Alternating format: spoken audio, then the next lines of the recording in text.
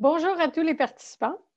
Merci à l'ARBI et merci à Jonathan ainsi que toute l'équipe de cette team pour avoir organisé ce webinaire sur le retour du personnel en milieu de travail. Question très d'actualité par les temps qui courent. Donc, bienvenue à tous les participants. Peu importe le pays duquel vous venez, l'ARBI nous a dit qu'on avait des gens de l'Afrique de l'Ouest, on en a d'Algérie, du Canada, de la France, du Mali, des îles Comores. Bien, on voit de par les participants que ce retour à planifier, à organiser du personnel touche tous les pays, comme la période de crise sanitaire que l'on vit actuellement. Donc, sans plus tarder, je vais commencer. On est dans un contexte sans précédent, on le dit, il y a un avant COVID, il y a un pendant et il y aura un après aussi. Déjà, les autorités sanitaires de plusieurs pays ont commencé à dire des pronostics comme quoi ça va durer 1 année, 2 années. Bon, on l'espère que tout le monde va s'en sortir pour le mieux. Ce matin, on n'a pas l'impression de vous apporter des notions vraiment nouvelles, mais comme je dis souvent en gestion des ressources humaines, les rappels sont très positifs. On va mettre la table, plusieurs questions. Qu'est-ce qu'il faut penser avant même de déterminer une date du retour en milieu de travail, hein, parce qu'on sait qu'il y en a qui n'ont pas arrêté du tout. Donc, il y a plusieurs questions qui se posent, on va les partager avec vous. Les professionnels RH, votre direction ou votre service des ressources humaines aura un rôle clé à jouer dans cette coordination afin que tout se passe bien. Et puis, il y a une question vraiment qui va revenir dans la tête de tous les gens et même de votre personnel, de vos employés. C'est comment pouvons-nous assurer un retour en milieu de travail sécuritaire? Les mots vont revenir souvent. Il y a déjà des géants comme Google, comme Facebook qui se sont prononcés dans le retour au travail du personnel. Donc, c'est une étape à gérer. On doit la gérer en équipe et de la meilleure façon possible pour tout le monde. Comme je dis souvent aux personnes avec qui je travaille, la réactivité, c'est bien, la proactivité, c'est encore mieux. Il y a quelqu'un de très connu qui nous dit « La chance ne sourit qu'aux esprits bien préparés ». C'est un des messages qu'on veut vous laisser ce matin par un monsieur qui s'appelle Louis Pasteur, hein, qui nous a dit, en quelque part, on ne voudrait pas que le retour au travail de vos employés soit un coup de chance, mais que ça soit vraiment bien préparé. Et on est là pour vous accompagner. Et ce matin, plus particulièrement, pour lever les questions avec vous et échanger aussi à travers les réponses que vous allez nous donner. Donc, on vous présente 5 incontournables. La première, c'est vraiment la mise en place d'une cellule de gestion. Vous remarquez, on remplace le mot X par cellule de gestion et d'une personne responsable pour gérer ce retour-là ou de plusieurs, dépendamment de l'ampleur de votre organisation. Est-ce qu'on est dans une organisation de 50 employés, 150, 500 employés, 1000, 2000 employés? À ce moment-là, on aura besoin de plus qu'un seul responsable. Mais les rôles devront être identifiés et les responsabilités de chacun aussi. Le deuxième point, bien, on est un cabinet en ressources humaines, donc c'est le personnel d'abord, c'est notre première ressource. Souvent, on entend le personnel, c'est notre capital le plus précieux. Bien là, on va le voir dans les organisations qui vont préparer ce retour-là et la façon, le souci qu'ils vont mettre à veiller à la sécurité du personnel. Troisième point, on est en changement. Il y a des nouvelles règles à communiquer. Je pense que sur les participants, on m'avait dit qu'il y avait des gestionnaires de changement qui vont se joindre à nous et vous allez faire partie des acteurs clés. Les équipements, les outils de gestion qu'on parle souvent et qui sont souvent abstraits pour les gens qui ne sont pas du management, qu'est-ce qu'on va mettre et qu'est-ce qui va nous être utile pour bien gérer cette période, cette transition-là. Puis les prochaines étapes, on espère d'ici la fin du webinaire, vous inciter à passer à l'action par rapport au retour. Un des éléments qui va être important, c'est la mise en confiance du personnel. Donc, une question, on dit le premier élément, c'est la mise en place de la cellule. Une question qui vous interpelle. Jonathan va gérer les réponses. Avez-vous actualisé ou créé cette cellule de gestion pour votre organisation? Je vous laisse quelques secondes pour répondre.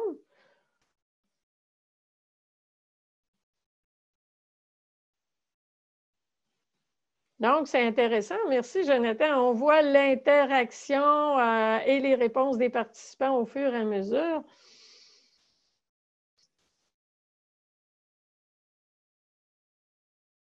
Il y a comme la moitié des participants qui nous disent aujourd'hui, non, on n'a pas encore actualisé ou on n'a pas encore cette cellule-là à l'intérieur de l'organisation. Quelques-uns, 22 qui nous répondent oui. Ça veut dire que vous êtes peut-être déjà en action. Ça serait intéressant de nous partager votre expérience. Et puis quelques-uns qui sont déjà en préparation et à mettre cette cellule-là. On va regarder ensemble. Merci, Jonathan. On va regarder ensemble qu'est-ce qu'il doit avoir de base dans cette cellule-là. Donc, on dit en premier temps, avoir le leadership. Le leadership des personnes qui vont composer cette cellule-là, parce qu'ils vont être des acteurs importants dans l'organisation, des ambassadeurs du bon déroulement du retour en milieu de travail. Le rôle du responsable. Pourquoi on veut tant avoir un leadership? Parce qu'on le voit pour certains, dans les autorités actuellement qui font les conférences de presse régulières, que ce soit en Europe, probablement au Maghreb ou au Québec plus particulièrement. Si on n'a pas un leadership des décideurs, bien les gens ou la crédibilité des personnes qui vont faire partie de la cellule, ça va être difficile de faire engager les personnes. Vous l'avez soulevé tout à l'heure, il y a des questions de peur, il y a des questions d'incertitude. Donc, les gens ont besoin d'être sécurisés et ça va être, bien sûr, la crédibilité des personnes qui vont être en place, qui vont mener à bien cette cellule-là. Le processus de décision. C'est sûr, j'en conviens avec vous, j'aurais peut-être pas besoin de dire, mais quand on rentre dans les organisations, parfois, on voit des processus décisionnels de 5 à 6 paliers hiérarchiques. Je vous en conjure, ce n'est pas le cas pour la cellule de gestion du retour au travail. On doit mettre en place un processus décisionnel very short, clair, et sur lequel les gens savent exactement de qui relève telle décision, que ce soit pour avoir un équipement, que ce soit pour accepter une règle ou encore s'il y a des conséquences pour le personnel qui n'aura pas suivi les règles, etc., etc. Donc, un processus de décision efficace et léger le plus possible. On a l'avantage aujourd'hui, nous sommes le 14 mai, déjà les pays qui sont dans l'Est, en Asie, comme Shanghai, Singapour, ont déjà commencé les périodes de déconfinement, ont déjà commencé à partager leur expérience de retour du personnel en milieu de travail. Et un des éléments qui apparaît dans l'expérience, c'est la chaîne d'approvisionnement. Donc, la cellule de gestion du retour au travail doit bien entendu gérer tout ce qui va se passer à l'intérieur de l'organisation et en interaction, mais elle devra aussi penser avec l'externe. Et il y a un CIO, M. Bourreau, qui nous fait penser justement que dans les difficultés qu'ils ont rencontrées dans leur retour, c'était leur chaîne d'approvisionnement. Donc, tous les contacts avec les fournisseurs. Ça veut dire comme organisation, et je sais qu'à l'heure actuelle, dans les participants, on a des gens du milieu privé, de fabrication, on a des gens des milieux gouvernementaux. Donc, on ne peut pas gérer cette période-là seul, en vase clos. Donc, il y a des gens en amont, il y a des gens en aval. Et que ce soit nos clients, on doit s'assurer que toute cette chaîne-là, encore une fois, plus particulièrement peut-être les fournisseurs, eux aussi sont ouverts. On n'aura pas de bris de chaîne d'approvisionnement. Puis eux aussi auront des mesures sécuritaires, particulièrement si on doit être en contact physique avec nos fournisseurs. Il y a une phrase qui dit « Dr Horacio Arruda » qui n'était pas connu du Québec, de la population il y a 2 mois. Aujourd'hui, c'est une figure aussi connue que le premier ministre. Il nous dit « Arrêter, c'est facile. Tout le monde chez soi, confiné. » Par contre, repartir, c'est un grand défi. Et il y a une personne ce matin qui a soulevé le mot « défi ». Et effectivement, on veut être avec vous pour relever ce défi-là du retour en milieu de travail. Deuxième point, on a dit le personnel d'abord. Une autre question pour vous interpeller,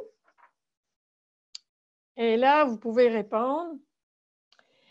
Votre organisation possède-t-elle un service de santé au travail? Un autre acteur clé qui va devenir très important.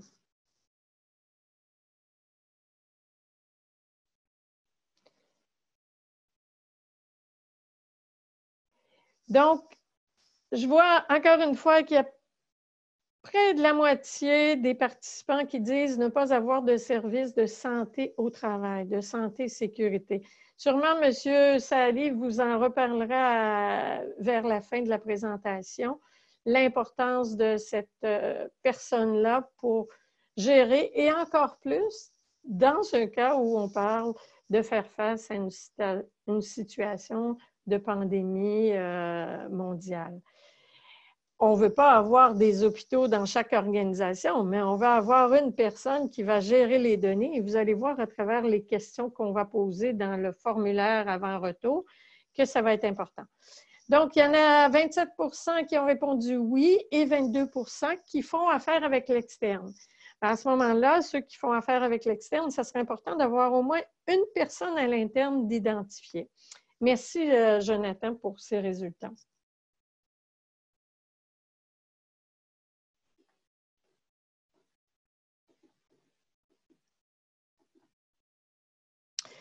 Donc, on dit le personnel de bar. C'est sûr que la cellule, votre direction, vos responsables de ressources humaines deviennent des acteurs clés. Pas nécessairement pour piloter la cellule de gestion, peut-être que oui, peut-être que ça sera la direction générale qui aura à piloter la cellule de gestion, mais la direction des ressources humaines aura un rôle important dans la coordination et pour assurer ce retour-là au travail dans l'harmonie. Les acteurs du service de santé au travail sont importants. Si vous êtes une entreprise qui n'a pas de service, vous devriez avoir au moins une personne d'identifier. Est-ce que ça sera une personne qui prendra le dossier à temps plein? Est-ce que ça sera une personne qui aura ce dossier-là en plus de sa tâche? Je vous dirais que pour le retour au travail, en milieu de travail, ça serait important que cette personne-là soit à temps plein pour gérer l'ensemble des changements qui vont toucher la santé, la sécurité et les nouvelles mesures à prendre en considération. La base de données du personnel ou le système d'information RH, bien, ça devient un incontournable parce que vous allez avoir, vous devez être en contact rapide et efficace avec votre personnel. Donc, on sait le premier contact, c'est sur les téléphones, peu importe dans quel pays vous êtes aujourd'hui. On sait, et pour avoir voyagé dans le désert d'Algérie ou du Maroc ou encore en RDC, 100% des gens ont au moins un cellulaire en main qu'on peut rejoindre. Après ça, on peut ajouter l'adresse électronique. Et on verra aujourd'hui avec la famille aussi comment on peut inviter les gens à se connecter à distance, même si notre personnel est du personnel qui ne sait ni lire ni écrire. Ce n'est pas une raison pour ne pas veiller à ce personnel-là. Donc, la base de données, importante, le système d'information, parce qu'on aura des données à gérer qu'on n'a pas l'habitude. Le service de santé. Quand on parle de service de santé, on parle souvent accident de travail, santé physique. Mais aujourd'hui, on parle de plus en plus de santé psychologique.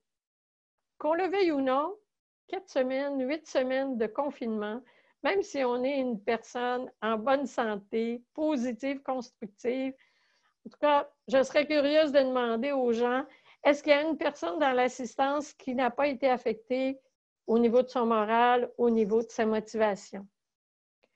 Donc, la santé psychologique va être affectée, soit sur une échelle de 1 à 10. Certains, ça sera 1, 2. D'autres vont aller jusqu'à 10 et vont avoir besoin d'un support psychologique. Et là, ça va être important d'intervenir. Surtout si c'est quelque chose qui n'a jamais fait partie de la gestion de l'entreprise. Et plus la durée de l'arrêt va être importante, plus les impacts sur la santé physique et psychologique vont être grands. Et plus, c'est comme, on dit souvent que l'humain, ce n'est pas une machine, mais en quelque part, pour les entreprises de fabrication le savent très bien, quand on fait des machines à l'arrêt, il y a tout un protocole pour redémarrer les machines. Mais l'humain, on doit avoir aussi à cet esprit-là que s'il a été 4 semaines, 8 semaines ou plus, comme ça s'annonce, 6 mois, peut-être jusqu'à une année, à distance, il y aura des mécanismes à faire pour remettre en place cette productivité-là.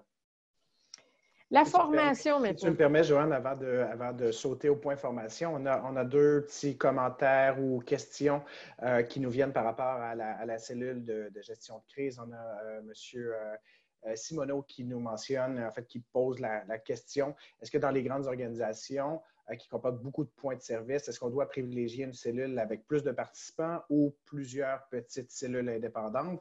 Et ça rejoint aussi une question ou un commentaire qui avait été fait par M. Silla précédemment, à savoir, selon lui, une cellule de gestion de crise ne suffit pas toujours pour des organisations, donc ça rejoint le point de M. Simoneau, qui sont plus vastes, plus larges au niveau national, comme quoi, s'il y a des points de service dans différentes régions, est-ce qu'on devrait avoir une cellule de gestion de crise dans chacune des régions, selon toi, ou est-ce que ça devrait être plutôt centralisé? Donc là, tu as mis plusieurs questions en même temps. Je vais essayer d'y répondre rapidement. La préoccupation concerne la grandeur de la cellule, le nombre de cellules. Je dirais, à la base, une cellule fonctionnelle bien rodée, entre 10 et 12 personnes représentatives de l'organisation et ayant un certain pouvoir décisionnel. Après ça, dépendamment de l'organisation, on peut avoir des représentants par région qui vont être ce qu'on appelle nos antennes, sans nécessairement recréer une cellule. On s'entend bien là. On ne veut pas créer une usine à gaz là, pour gérer on parle de gérer le retour en milieu de travail. Hein? On ne parle pas de gérer toute la production et tout ça. On gère le retour en milieu de travail, comment ça va se passer. Donc, une cellule bien articulée, 10 à 12 personnes, efficaces, représentatives et qui peuvent avoir un pouvoir décisionnel, des antennes dans les régions si on a besoin. Et si on est une organisation de 1000, 2000 participants, là, c'est sûr qu'il faudra peut-être avoir des sous-groupes, mais encore là, qui devront être réactifs et que ça ne prend pas une semaine pour répondre ou transférer, communiquer l'information. Il faut que, entre la décision et l'espace, la distance, et là je parle de distance de communication des gens qui sont sur le terrain, elle soit le plus courte possible. Autrement dit, quand il y a une décision qui est prise sur la cellule, rapidement, les gens qui sont sur le terrain, qui sont le personnel qu'on doit aviser et communiquer, doivent être informés. Ce n'est pas 5 jours plus tard. Et on le voit là dans la gestion de la crise, juste de la population, là, comment ça se passe, le moins de paliers hiérarchiques. Okay? Ne créez pas une usine à gaz pour gérer le retour en milieu de travail. Et en ce sens, si je peux compléter avec M. Agba qui dit dans un pays qui est le mien où le gouvernement gère directement la crise et qui prend toutes les décisions, est-ce qu'on devrait ou pas créer une cellule de crise au sein de l'organisation ou même au sein du projet, ou c'est un peu ce que tu appelles la machine à gaz dans ce cas-ci, où c'est nécessaire? OK. Déjà, j'aime pas trop le mot cellule de crise. Je préfère une cellule de gestion du retour ou de la période de transition, hein, qui va être plus constructive et dire c'est une période X. Comme en tant que gestionnaire et manager, on a à gérer différents défis. Donc, c'est dans cette optique-là que j'aimerais que vous reteniez. Oui, les gouvernements vont gérer, vont donner des lignes et on va le voir tout à l'heure dans le principe des règles à appliquer. Par contre, ça vous prend, si vous êtes, exemple, au ministère de la Santé, on va prendre un autre ministère de l'Éducation. Donc, votre personnel, c'est les enseignants, vous avez des retours et particuliers à faire. Donc, le gouvernement qui régit toute la fonction publique va prendre des décisions avec le ministère de la Santé. Mais vous, dans votre ministère ou dans votre direction, vous devez gérer votre personnel. Souvenez-vous, les décisions de la cellule de gestion doivent rapidement se rendre jusqu'au personnel, jusqu'à la base.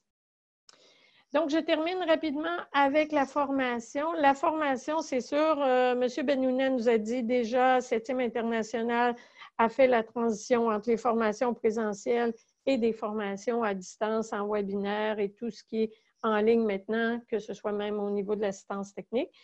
Ce que vous devez prévoir et penser pour préparer votre retour en milieu de travail, c'est qu'il y aura justement une rencontre à distance, à planifier avant de recevoir les gens physiquement.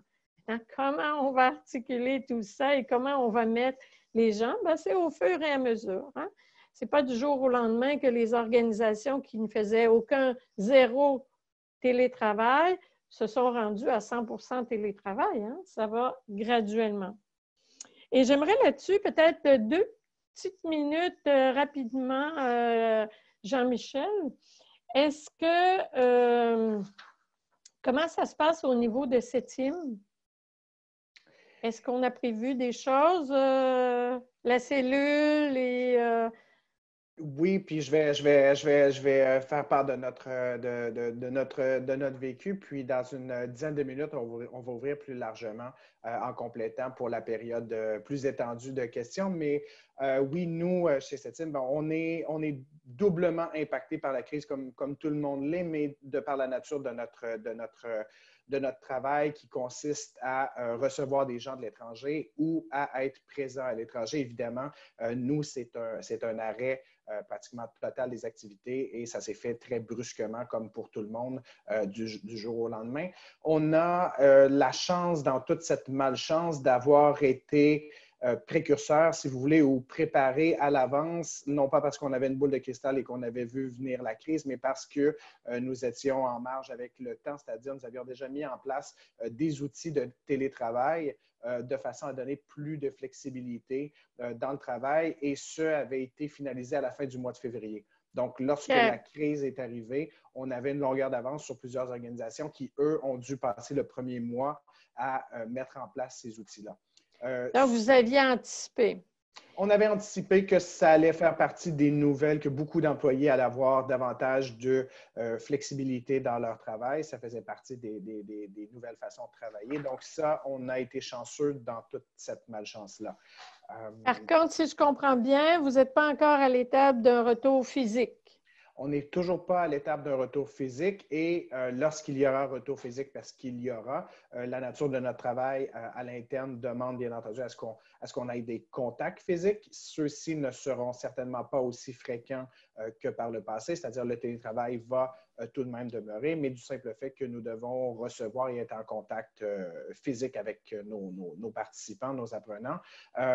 On va devoir prendre des mesures sanitaires de base qui sont maintenant choses communes pour tout et chacun, se laver les mains, garder davantage. Qui va être notre prochain diapo.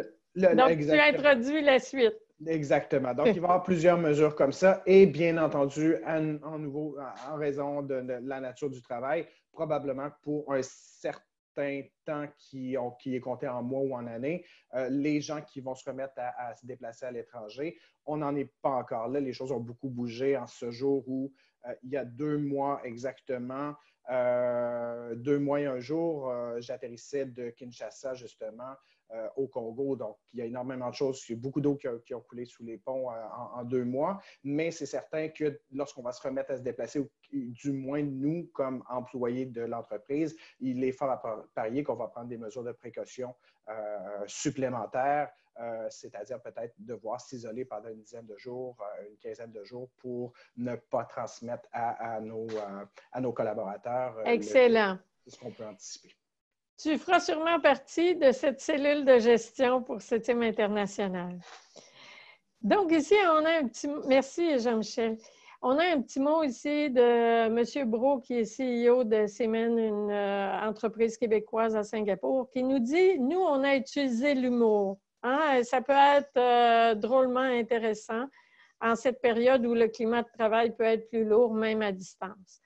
Donc, Jean-Michel a déjà introduit un petit peu le troisième point qu'on veut partager, les nouvelles règles à communiquer. Hein? Il y a un élément clé, il y a des mots qui sont importants, la sécurité du personnel, la communication, l'efficacité et l'agilité de toute cette gestion-là.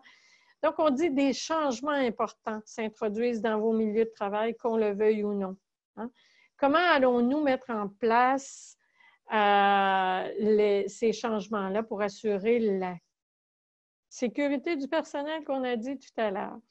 Donc, il y a quelques éléments qu'on va revenir.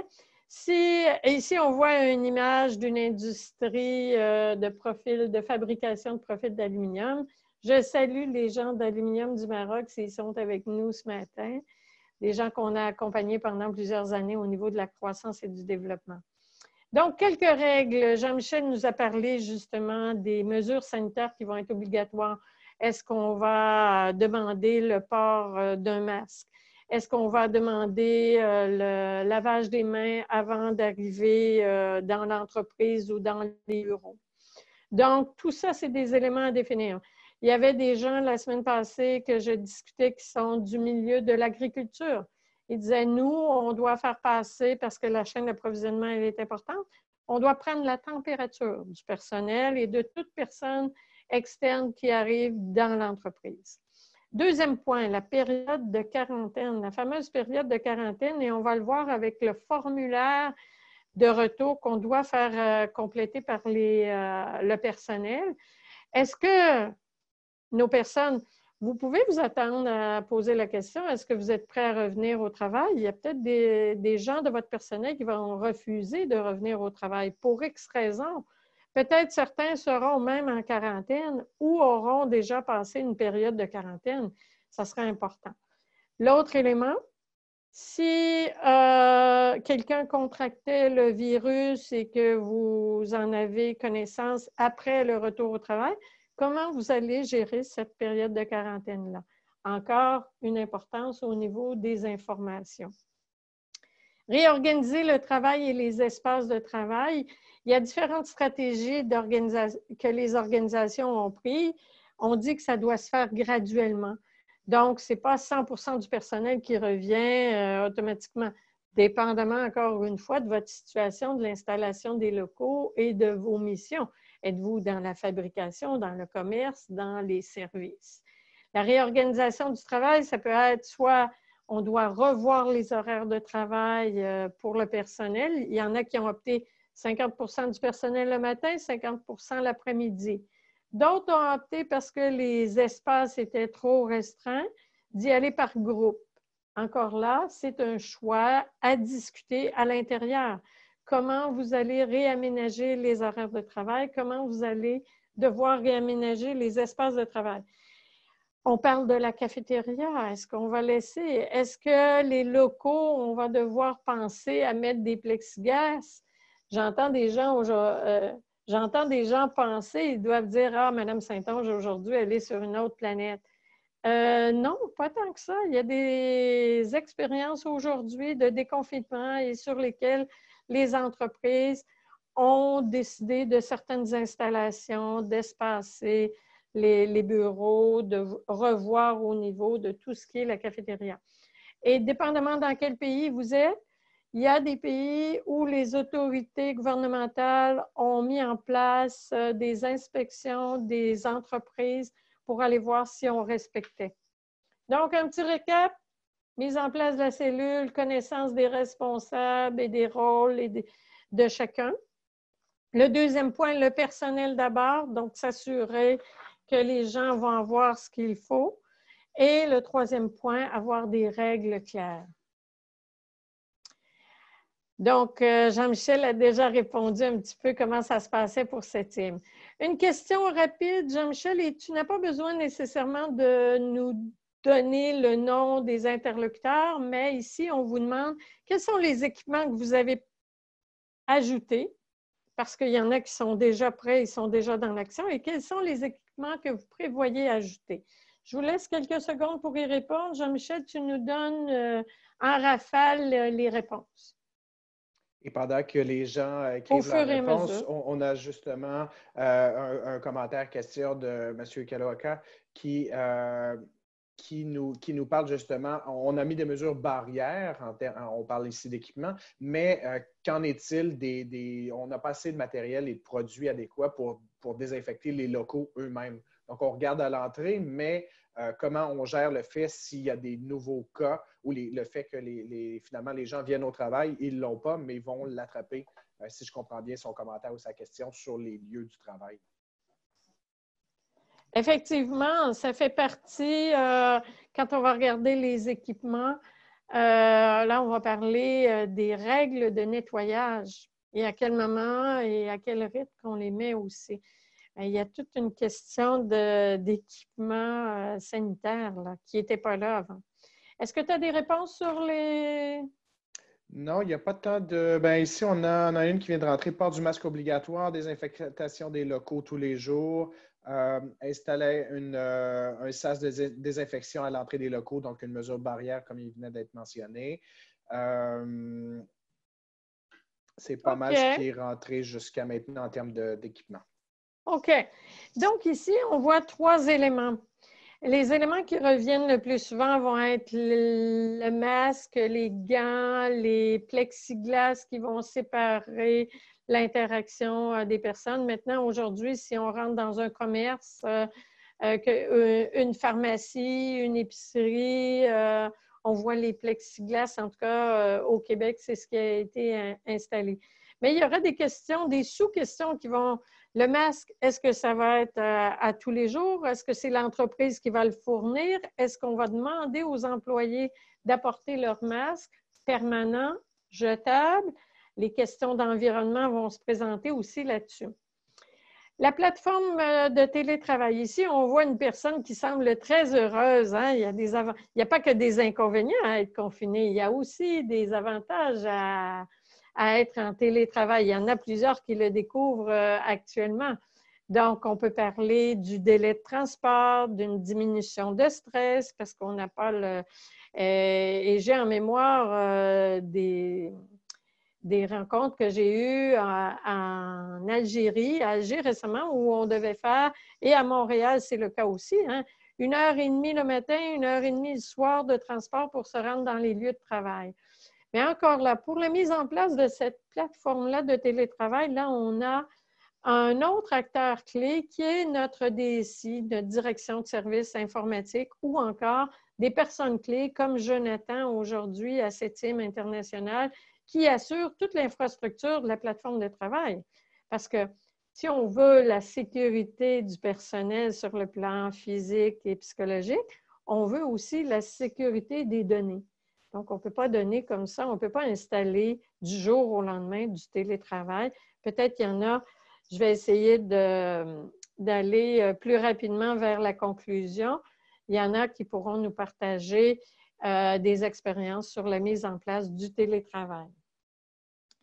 Le sondage en ligne. La plupart connaissent le sondage en ligne comme étant un outil de gestion dans les bonnes pratiques du management, mais un sondage de climat de travail, un sondage annuel qui nous permet de voir ce qui va moins bien, ce qui va bien, d'élaborer les orientations stratégiques en matière de RH. Nous, ce qu'on vous dit ce matin, c'est que le sondage en ligne, vous devez le faire au minimum 1 mois après avoir réintégrer du personnel physiquement en milieu de travail. Pourquoi? Parce que les changements sont trop nombreux. Les acquisitions, l'état psychologique sur lequel on doit veiller est trop important. Donc, on doit vraiment préparer un sondage en ligne qui va être court, mais qui va nous permettre, encore une fois, de rejoindre le maximum de personnes et de mettre en place peut-être, pour ceux qui ne peuvent pas répondre ou écrire, sur Internet, des façons d'aller récolter l'information. Mais habituellement, les gestionnaires RH sont habiles à récolter de l'information parce que c'est une de nos tâches régulières. Les outils de gestion maintenant, je l'ai dit tout à l'heure, le SIGRH, Sinon, au minimum, avoir une base de données interactive et accessible pour les gens qui devront rejoindre le personnel et avoir au minimum les champs d'information qui vont concerner la santé, sécurité, la mise en quarantaine, qui a été diagnostiqué, qui ne l'est pas, et aussi la prise en considération de la famille. Le formulaire, je vous donne quelques questions rapides. Qu'est-ce qu'on pourrait voir comme question dans le formulaire de retour? C'est, premièrement, êtes-vous prêt à revenir au travail? Vous ou un membre de votre famille a-t-il été testé positif au COVID? Parce qu'on peut être testé positif et ne pas avoir la maladie aussi. Avez-vous été traité? Avez-vous été hospitalisé? On parle d'un temps où on n'a pas été en contact avec notre personnel depuis plusieurs semaines. Êtes-vous préoccupé par votre retour en milieu de travail? Y a-t-il une contrainte personnelle qui empêcherait votre retour au travail? On donne l'exemple des 2 parents avec des enfants. Un parent qui doit faire partie des services essentiels et l'autre parent qui est votre travailleur doit rester à la maison pour les enfants parce que les garderies, les écoles ne sont pas réouvertes. Donc, à ce moment-là, il y a une condition particulière, d'où l'importance de se préoccuper de la famille de notre employé.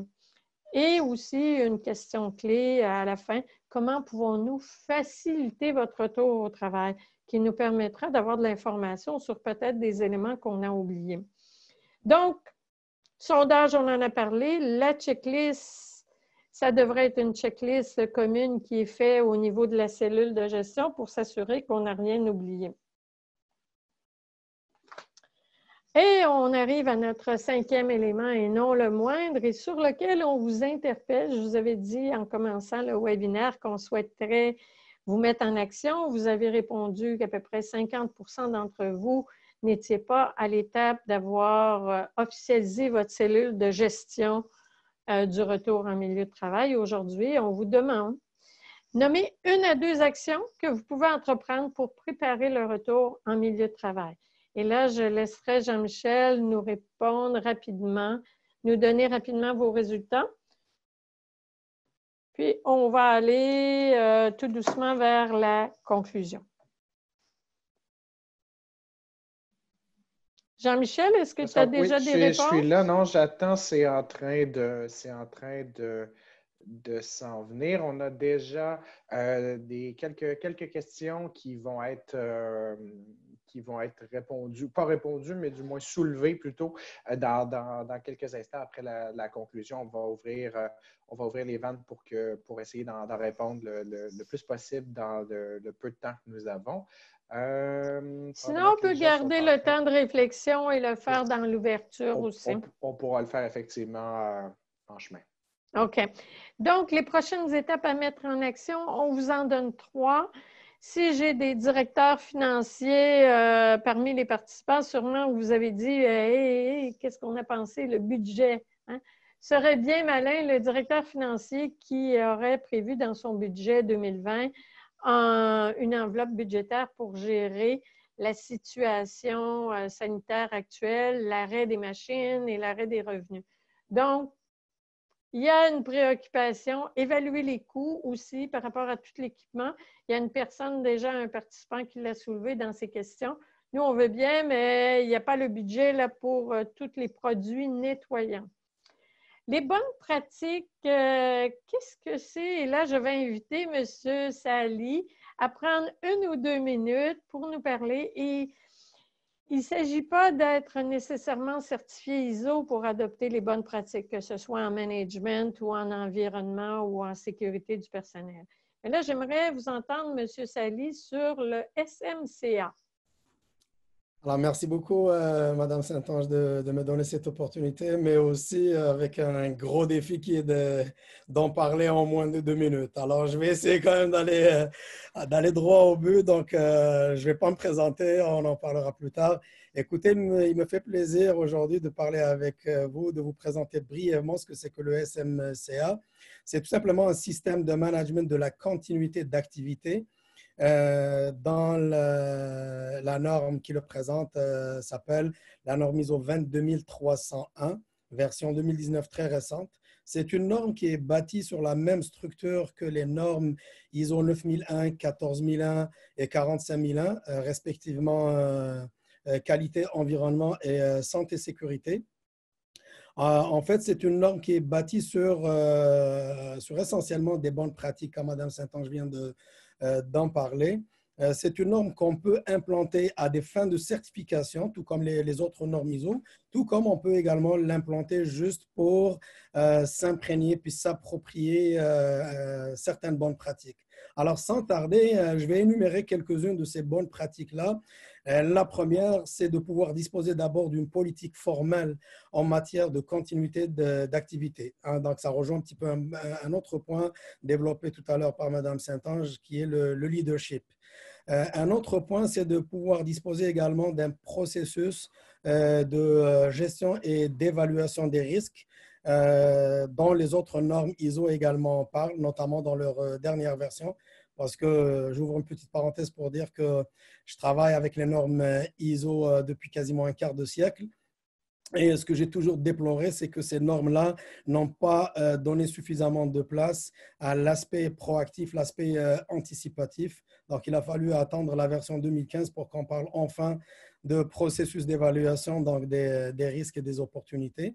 Alors, je reviens également aux bonnes pratiques, c'est de pouvoir se fixer des objectifs en matière de continuité d'activité, avoir également de développer des stratégies, des solutions et d'un point de vue opérationnel, tout simplement un plan de continuité d'activité et également, donc pour terminer, mettre en place ce qu'on appelle un tableau de bord en termes de continuité d'activité axé sur des indicateurs de performance. Alors, j'espère ne pas avoir dépassé les 2 minutes. Ça va à bout. Et c'est sûr que ce matin, et comme tu dis, ça prend plus que 2 minutes, mais ce matin, on veut sensibiliser et dire qu'il y a des normes, mais qu'on n'est pas obligé d'être certifié ISO pour adopter une bonne pratique.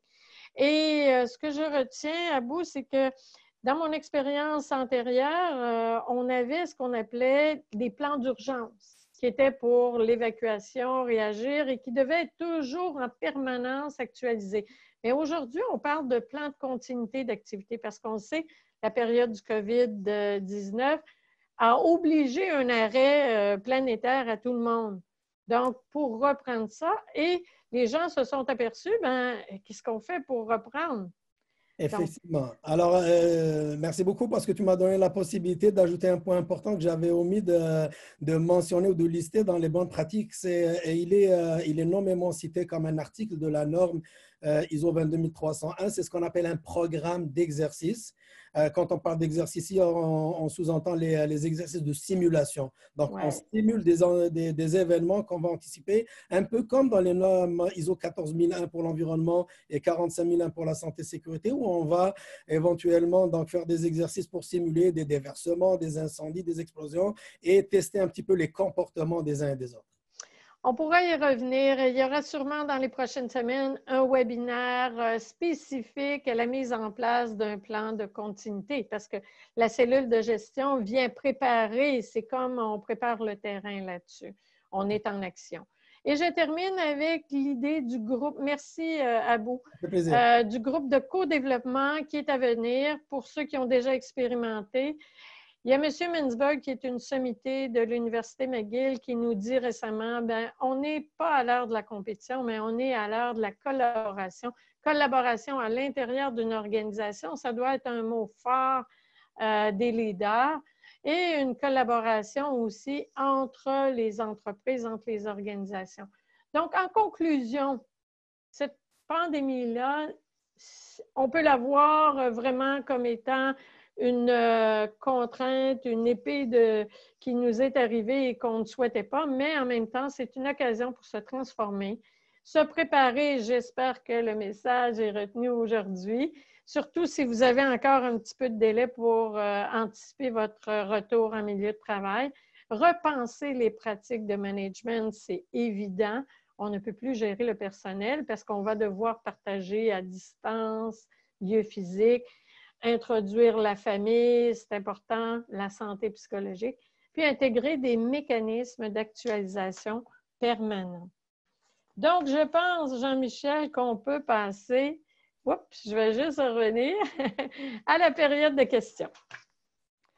Il nous reste peut-être 5-10 minutes, c'est sûr. 5-10 minutes, on n'épurera pas tout parce qu'il y a énormément de commentaires, de questions qui nous amèneraient à camper devant notre ordinateur pour quelques jours, mais il y a différents questions et commentaires. Donc, il faudrait prévoir 1h30 la prochaine fois. Ah, il faudrait prévoir plutôt une semaine et demie, quant à moi, parce vous êtes plus de 60 qui nous rejoignaient ce matin. Vous avez vu au départ, là, on a des gens d'Afrique de l'Ouest, là, entre autres du Bénin, de la Côte d'Ivoire qui sont manifestés.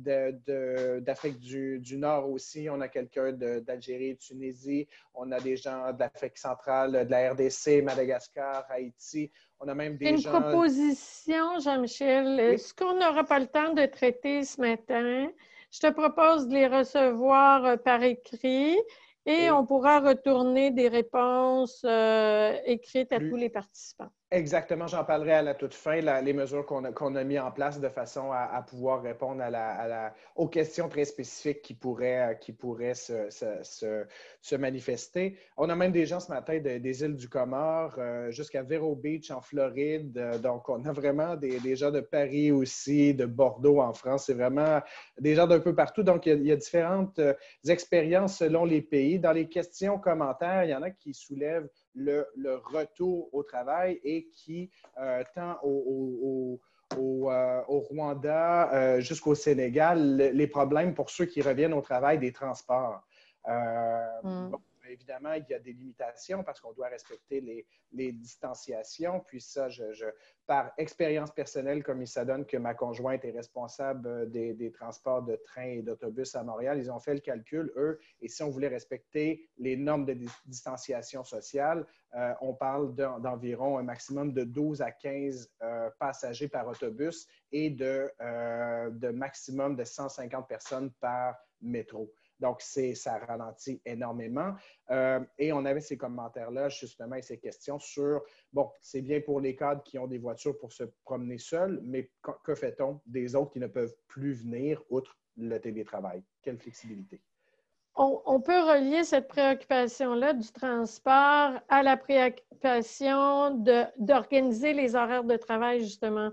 Ce que je vous disais, il y a plusieurs types de scénarios quand on va recevoir 50 du personnel ou 30 du personnel. Et ça peut faire partie aussi des solutions, là. Limiter les périodes où tout le monde, comme auparavant, tout le monde on allait décale au même les moment. Horaires de travail. Ce n'est pas tout le monde qui va commencer à 8 heures le matin. Il y en aura un groupe à 8 heures, un groupe à 10 heures, un groupe. Et c'est là qu'il faut être... Il y a peut-être un mot qui n'est pas ressorti, mais être créatif, hein? Oui. Quand on fait face à une période qu'on n'a jamais vue, un projet ou autre, et le retour en milieu de travail, c'est une gestion de projet en soi. Et si on bascule sur d'autres questions, commentaires qui ne parlent pas non, de se protéger, de prévenir, mais il y a M. Chapelier puis M. Diallo qui posent les questions de relations de travail. D'ailleurs, M. Diallo, OK, on a pris des mesures de précaution, mais il y a bien des gens qui vont finir par l'attraper. Comment organiser le retour au travail des personnes qui ont été guéries du COVID-19? Est-ce que ça doit faire partie de notre plan d'intervention parce que, veut pas, malgré toutes les mesures prises, il y a certainement des gens qui vont être affectés. Ça peut avoir un impact sur les relations de travail, j'imagine. C'est sûr. Et là, il y a deux cas de figure. Supposons qu'on est dans l'optique qu'on rouvre en milieu de travail le 25 mai prochain. Il y a des gens qui vont peut-être l'avoir contracté et être guéris. Il y en a des gens qui l'ont peut-être contracté et qui ne le savent pas aussi. Puis il y a des gens qui vont le contacter après le retour au travail. D'où l'importance de notre cellule de santé-sécurité et nos professionnels en santé, que ce soit un médecin, que ce soit une infirmière, qui va pouvoir nous guider là, dans cette gestion. C'est une gestion médicale, là. Définitivement. Définitivement. On n'est pas au bout de nos peines, comme on dit. Autant les choses se sont arrêtées rapidement que ça va générer beaucoup beaucoup de travail. Il y en a aussi qui J'aime bien le mot défi. Il y a une de nos participants, un ou une de nos participantes qui a dit c'est un défi, le retour en milieu de travail. Et oui, chers amis, c'est un défi, un grand défi. Exactement. Puis, ça ne sera plus jamais comme avant. Il y en a plusieurs qui l'ont mentionné dans les commentaires. On parle beaucoup de télétravail. Il y en a qui, au début du webinaire, mentionnaient comme quoi ça a même eu des effets positifs, à savoir ça a augmenté la productivité, le respect des échéances. Donc, on y voit des aspects positifs. Il y en a d'autres à l'autre bout du spectre qui ont dit on n'a pas les équipements. Donc, ça amène d'énormes défis. Tu parlais tout à l'heure de coûts, d'énormes défis non pas des coûts supplémentaires, mais de réaffectation de coûts. Si tu le permets, Jean-Michel, et là, je mettrais un petit bémol sur la découverte du télétravail comme étant une solution miracle de productivité. N'oubliez pas qu'en gestion du personnel, quand on met une nouveauté ou autre, il y a toujours un effet wow ou un effet lune de miel. L'idéal en gestion du management, c'est un certain équilibre. Normalement, on devrait avoir une partie en télétravail et une partie en présentiel qui est souhaitable dès qu'on peut remettre les gens en présentiel. Tout le temps qui est à distance demande pour le management et spécifiquement pour les mesures de gestion de ressources humaines de mettre en place des façons différentes d'évaluer la productivité, les résultats du personnel. Effectivement. Peut-être je te laisserai le mot de la fin parce qu'on pourrait encore en parler si on désire rester dans nos délais là, d'une heure. Je vais parfait. laisser un dernier point parce qu'on aurait pu prendre encore beaucoup de commentaires, beaucoup de questions. C'est le temps qui nous fait défaut. Alors, je te laisse compléter puis on fera le mot de la fin par la suite. Merci. Je vais revenir à partager le screen.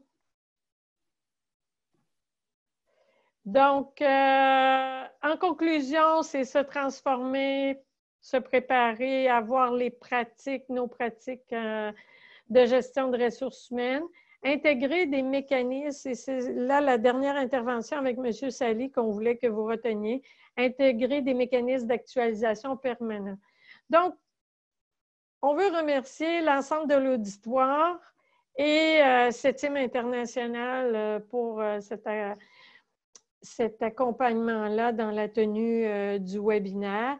On souhaite bonne continuation à tous les participants et je tenais à vous laisser sur un symbole très, très fort pour ceux qui sont au Québec ou, je ne sais pas, dans les autres pays, mais il y a une image qui est forte actuellement au Québec, c'est l'arc-en-ciel et j'ai appris dans ces derniers jours que l'arc-en-ciel venait d'un dessin d'enfant, en voulant dire, bon, c'est sûr qu'il faut rester constructif et positif. Et puis, en travaillant ensemble en équipe, à ce moment-là, je pense que les choses vont bien se passer pour tout le monde.